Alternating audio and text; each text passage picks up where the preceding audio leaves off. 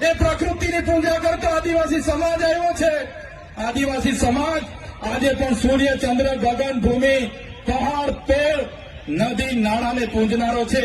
આપણો માટણીય દેવ, આપણી લીલીચારીનો દેવ, આપણો ગમાણ દેવ, વાઘ દેવ, હિમાલય દેવ આજે આપણે બધા ભૂલતા ચાલ્યા છે.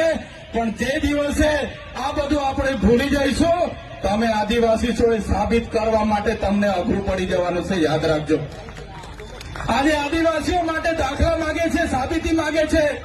ત્યારે મારા તમામ વડીલો, યુવાનો, માતા બહેનોને વિનંતી કરું છું, નવી સંસ્કૃતિ, નવા રીત રિવાજો, નવી વિધિઓ આવશે, પણ આપણી જન્મની વિધિ, છઠ્ઠીની વિધિ, આપણી મરણની વિધિ, આપણી લગ્નની વિધિ અલગ છે. એ કોઈએ ભૂલવાની નથી.